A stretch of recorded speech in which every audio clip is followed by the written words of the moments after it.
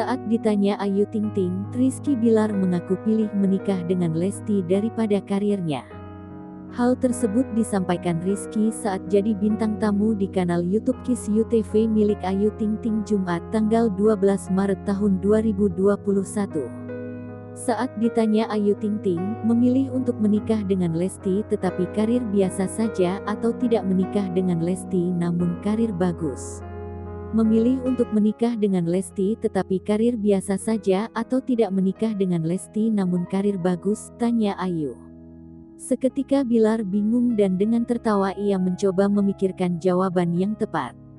Menikah dengan Lesti tetapi karir biasa saja, jawab Bilar. Alasannya karena Bilar sudah terlanjur sayang dengan Lesti Kejora. Mendengar jawaban itu, Ayu Ting Ting sempat menggoda Bilar.